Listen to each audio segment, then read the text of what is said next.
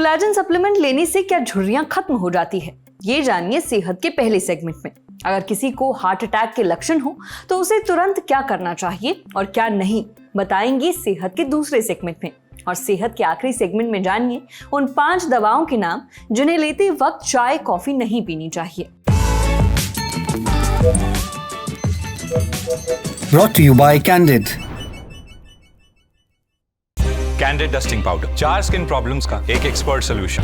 Candid dusting powder, हटा खुजली, लगा कैंडिड। आपने चेहरे पर बने कई गाने सुने होंगे, जैसे चेहरा है या चांद खिला, तेरे चेहरे से नजर नहीं हटती, तेरे चेहरे में वो जादू है, कितना प्यारा है ये चेहरा, तेरा चेहरा जब नजर आए, वगैरह वगैरह। चेहरे की खूबसूरती के कसीदे पढ़ते गानों की लिस्ट लंबी है, लेकिन इस चेहरे का ही एक और सच है जिसका जिक्र इन गानों में नहीं मिलता। जब उम्र बढ़ती है तो चेहरे पर पड़ने लगती हैं झुर्रियां यानी रिंकल्स। ये बहुत ही नॉर्मल बात है, सबके चेहरे पर झुर्रियां पड़ती हैं, पर कई लोग इन झुर्रियों को रोकने, उन्हें पूरी तरह खत्म करने की कोशिश करते हैं। इसके लिए वो सहारा लेते हैं कोलेजन सप्लीमेंट का।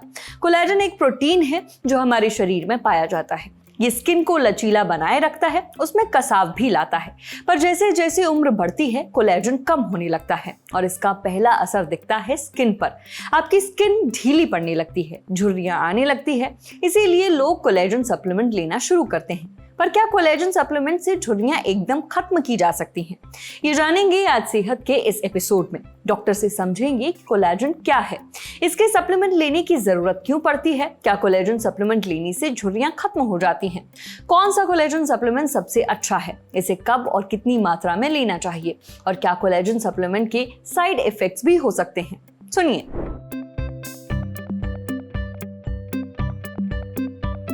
देखिए, कोलेजन जो है एक नेचुरली अकरिंग प्रोटीन है जो हमारी बॉडी में कुदरती रूप से पाया जाता है, आपकी स्किन में, आपके हेयर में, आपके बोन्स और जॉइंट्स में, और ये स्किन के अलावा जो है इंटेस्टाइन में भी पाया जाता है।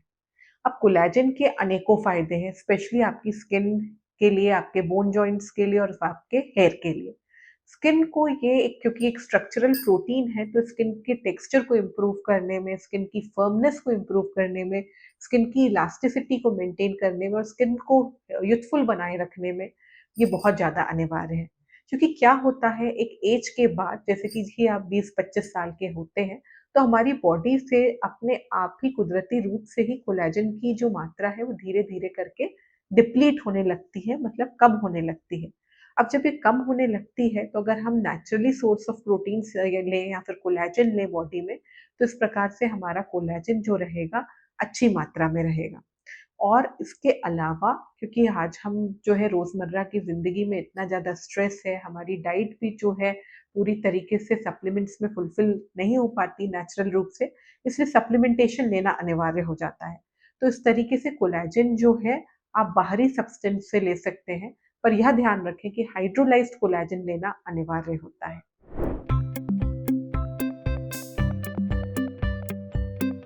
एक मात्रा तक, एक लेवल तक, एक सीमा तक ये जो है कोलेजन आपकी स्किन को अच्छा करेगा, उसको इलास्टिसिटी देगा, उसको फर्मनेस देगा, उसकी टेक्सचर को इम्प्रूव करेगा, पर ये परमानेंटली और पूरी तरीके से झुर्रियों को गायब नहीं कर सकता। आपको समझना जरूरी है कि कोलेजन को भी वर्क करने में 2 से 3 महीने का समय आवश्यक रूप से लगता है।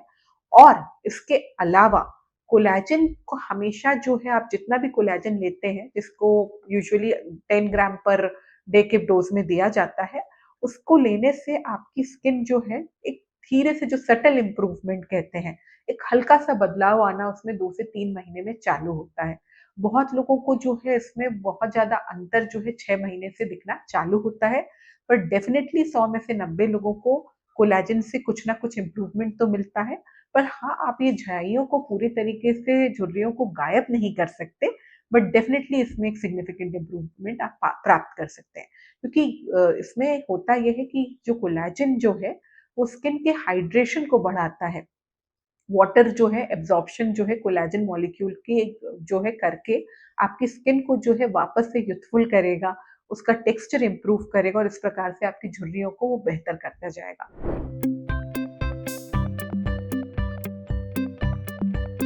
एक बात ध्यान रखना जरूरी है जब भी आप कोलेजन लें, और जो मिस्टेक ज्यादातर लोग करते हैं, वो कोलेजन का सोर्स नहीं देखते हैं और वो यह भी नहीं देखते कि किस टाइप का कोलेजन है। सो जो बेस्ट फॉर्म ऑफ कोलेजन जो वर्क करता है लोगों के लिए, वो है हाइड्रोलाइज्ड कोलेजन, उसको ही चूज करें।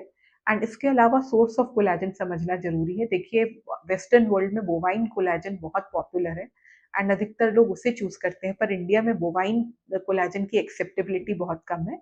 इसलिए मराइन कोलेजन, जो कि फिश से डिराइव किया जाता है, नॉन वेजिटेरियंस उसको एक अच्छा सोर्स मान के ग्रहण कर सकते हैं। इसके अलावा वेजिटेरियन सोर्स ऑफ प्रोटीन्स भी हैं, पर बोवाइन कोलेजन और उसके बाद मराइन कोलेजन जो है वो बेस्ट कोलेजन्स में होते हैं और जिनका रिजल्ट्स जो है काफी बेहतर आता है। इसके अलावा आप अगर विटामिन सी साथ में कंज्यूम करेंगे कोलेजन के, तो कोलेजन का एब्जॉर्प्शन बढ़ेगा। एंड बहुत से लोग जो हैं कोलेजन से बेस्ट रिजल्ट इसलिए भी नहीं प्राप्त कर पाते क्योंकि उसका एब्जॉर्प्शन नहीं होता है। इसलिए विटामिन सी के साथ इसको यूज करने पे आपको बेस्ट इंप्रूवमेंट मिलेगा। डोज इसकी बहुत क्लियर है कि कम से कम आपको 10 ग्राम पर डे के हिसाब से लेना है खाना खाने के बाद। एंड आप इसको या तो पानी में घोल के ले सकते हैं, बहुत से लोग इसको दूध में मिला के लेते हैं, कई लोग इसको दही में मिला के लेते हैं, कुछ लोग इसको जूस में ड्रिंक्स की तरह लेते हैं। तो आप इस तरीके से कोलेजन को ग्रहण कर सकते हैं।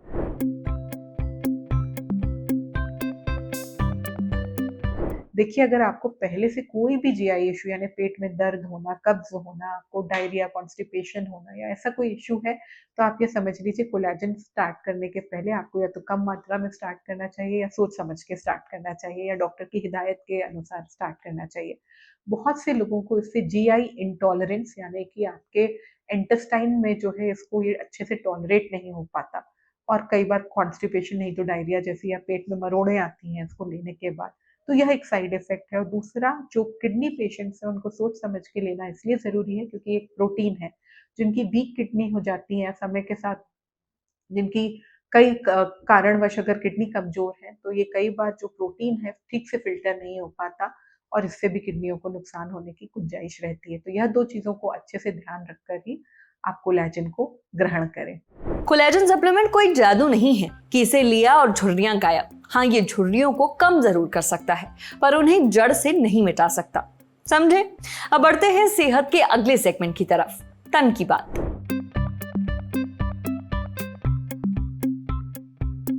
जिम में व्यक्ति एक्सरसाइज कर रहा था, अचानक हार्ट अटैक आया और मौत हो गई। 23 साल की महिला एक फंक्शन में डांस कर रही हैं, अचानक हार्ट अटैक आता है और उसकी मौत हो जाती है। 39 साल के कार्डियक सर्जन अस्पताल में राउंड पर है, राउंड लेते वक्त ही उनकी जान चली जाती है। वजह हार्ट अटैक। अखबार, टीवी, सोशल मीडिया, हर जगह हार्ट अटैक की खबरें। यहाँ तक कि छोटे छोटे बच्चों को भी हार्ट अटैक पड़ रहे हैं। पर हार्ट अटैक से मौतों को घटाया जा सकता है। बस आपको ये पता होना चाहिए कि हार्ट अटैक के दौरान क्या करना है और क्या नहीं करना है। पारस हेल्थ गुरुग्राम में इंटरवेंशनल कार्डियोलॉजी के डायरेक्टर और unit head doctor Amit Bhushan Sharma कहते हैं कि हार्ट अटैक एक मेडिकल इमरजेंसी है। इस दौरान कुछ आम गलतियां स्थिति को और भी गंभीर बना सकती हैं, इसीलिए कभी भी हार्ट अटैक के लक्षणों को नजरअंदाज न करें। अगर छाती में दर्द हो या दबाव महसूस हो, छाती का दर्द बढ़कर बांह, कंधों और जबड़े तक पहुंच जाए, ठंडा पसीना निकले, घबराहट या सांस फूले, तो इसे गैस या एसिडिटी समझकर इग्नोर न करें। ये सारे हार्ट अटैक के लक्षण हैं, इसीलिए तुरंत इमरजेंसी नंबर पर कॉल करके एम्बुलेंस बुलाएं। मरीज खुद गाड़ी चलाकर हॉस्पिटल ना जाए, क्योंकि हार्ट अटैक के दौरान अचानक बेहोशी या धड़कन में गड़बड़ी हो सकती है। ऐसे में ड्राइव करना आपकी और दूसरों की जान को जोखिम में डाल सकता है, इसीलिए पहले एम्बुलेंस बुलाएं। जब तक एम्बुलेंस आ रही है तब तक मरीज को आरामदायक स्थिति में रखें। उसे चलाने या सीढ़ियां चढ़ाने की जरूरत नहीं है, इससे दिल पर एक्स्ट्रा दबाव पड़ता है और ऑक्सीजन की जरूरत बढ़ती है। ये स्थिति को और भी बिगाड़ सकता है, इसीलिए या तो मरीज को आधा घंटा बैठा दें या फिर आराम से लेटा दें।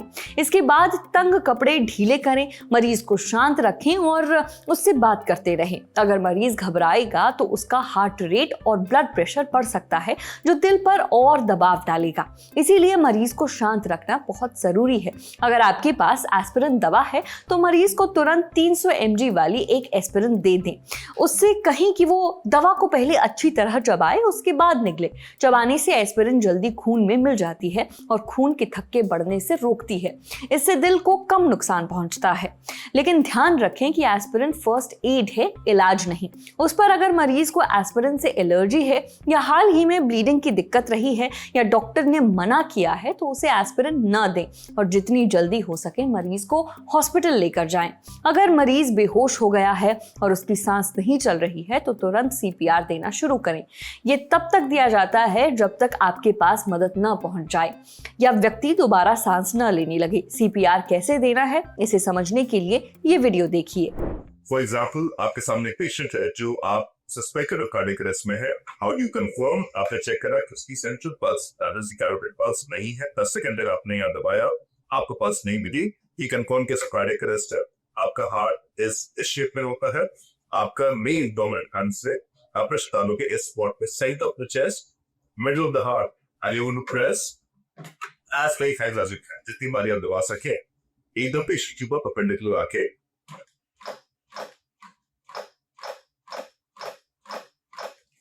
This is how you give a CPR जब तक कि आपके पास एडवांस हेल्प नहीं आती। अब बारी है सेहत के आखिरी सेगमेंट की, खुराक यानी एक झक्कास सी हेल्थ टिप। जब तक चाय कॉफी ना पिए हम भारतीयों की सुबह शुरू ही नहीं होती। लेकिन अगर आप कुछ खास दवाएं लेते हैं तो आपको चाय कॉफी पीने से बचना चाहिए, खासकर दवा खाने के आसपास, वरना या तो दवा का असर कम होगा या फिर उसके साइड इफेक्ट्स बढ़ जाएंगे। कौन सी 6 दवाएं लेते वक्त चाय कॉफी नहीं पीनी चाहिए, ये हमने पूछा शारदा केयर हेल्थ सिटी में इंटरनल मेडिसिन डिपार्टमेंट के डायरेक्टर डॉक्टर चिराग टंडन से। डॉक्टर चिराग बताते हैं कि अगर आप थायराइड की दवाएं ले रहे हैं जो थायराइड ग्रंथि से जुड़े हार्मोन्स का बैलेंस सुधारती हैं, या आयरन सप्लीमेंट खा रहे हैं जो खून की कमी यानी अनीमिया ठीक करने में मदद करती है, या फिर एंटीबायोटिक्स ले रहे हैं खासकर टेट्रासाइक्लिन या फिर फ्लोरोक्विनोलोन्स, तो इन्हें लेते समय चाय कॉफी पीने से बचें।